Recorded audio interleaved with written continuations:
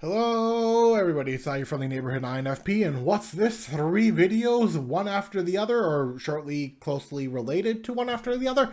Yes, because I need to get into the perceivers, and I'll probably knock those off just as quickly as the 3 videos that I'm doing for the judges. And, sometimes you got to throw yourself into the deep end, like the deep end that is the INFJ, which we are going to talk about right now. For the INFJs, they are like the INTJs. They see things as if they're from the outside looking in, not from the inside looking out. They see everything as if they're looking through. The best analogy I could say for this, and they can correct me if I am wrong here, but the best analogy that I can say for this is that everything to them seems as if they're looking through a TV screen, but they can control the characters or control what's kind of going on here, there, and other, but that is also what tends to allow them to predict certain things that do tend to happen because of that kind of viewpoint that they have, as if they are looking at a TV screen or a show like a real life reality show that they have some method of manipulating one way or the other. Now, once again, they can correct me on this, but that's kind of how I have come to see it. And once again, if you are an INFJ or an ENFJ or a NI user in general, or basically in this case INTJ, you get what I mean. Let me know if I've kind of hit the nail on the head here. But moving on with the INFJs, their first love language, I would say, is the words of affirmation as well. Which is hard because quality time is also very big for the INFJ. But I would almost put words of affirmation up there. They are the types of people who want to see society become a better place. They have a grand vision for how they would like to see, and the harmony that they would like to see, the intentions that they would like to see implemented, the kindness that they would like to see implemented, although not always, but we're not talking about the evil side of the INFJ here. We're talking about the good, lovey-dovey side. I know, sickening for some of you thinkers out there. They are going to, because they are trying to create a better world, a better society, a better system altogether.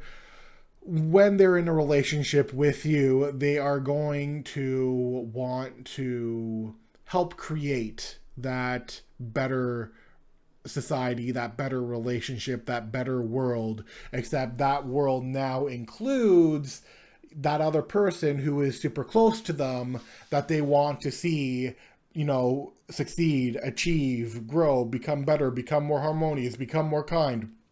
They are definitely the types of people who will consistently work on you or around you in the sense of trying to make things better, which can lead into, negative relationships because they think they can, make things better if you just give them more time and they will fix the person, the thing. Now, it's not just INFJs who struggle with this problem, it's also a lot of other types, but I'm using them as an example here.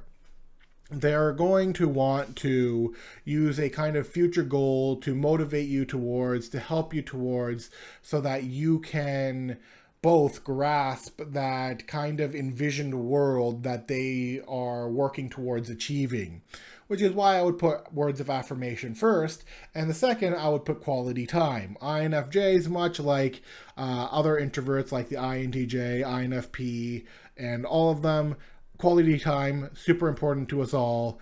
It needs, it's very common, a theme that it's super important to practically all the introverts.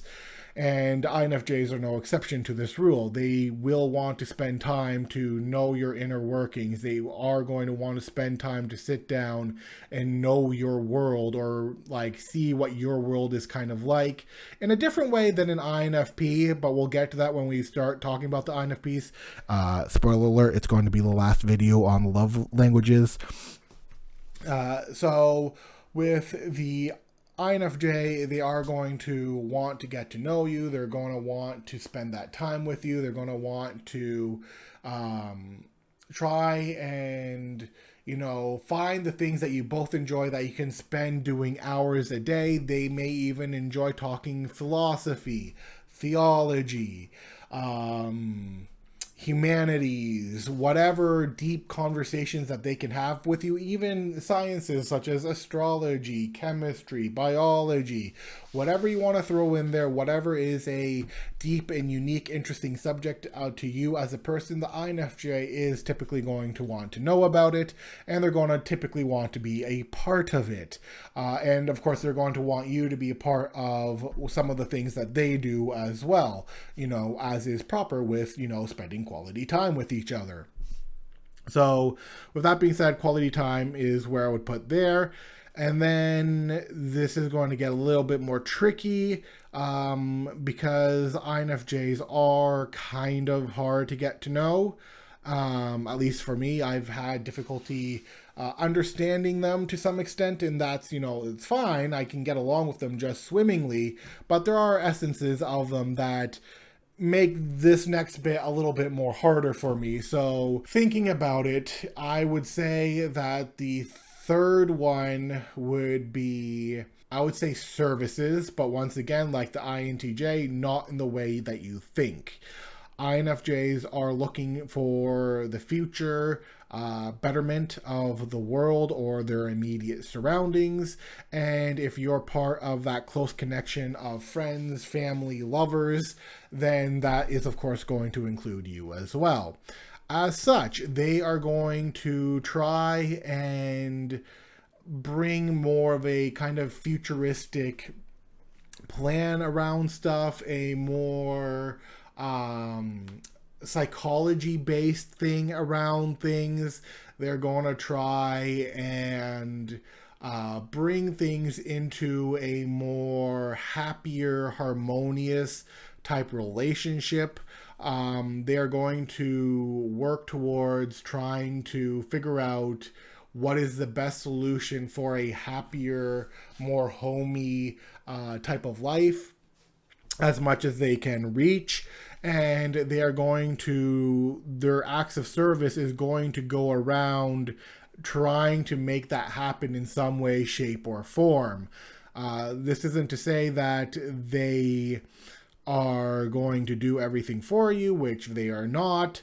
It's their acts of service, much like the INTJ and even the ENFJ, is more abstract in viewpoint. It's there, and you may not see it as an act of service, but it is definitely an act of service because it's like a kind of pebble that you throw that causes a kind of ripple effect that reaches out towards the future. Or, like the story of the beating of the butterfly's wings that apparently causes a hurricane or a tornado in the other side of the world. Apparently, although that is like an urban legend or a folk tale, but you get the point. That's the kind of thing, is that they'll start a ripple, and that ripple will have effects that go throughout the years that they are trying to achieve and work towards, especially if it's something relationship like that they want in that relationship and consider will be good for the relationship.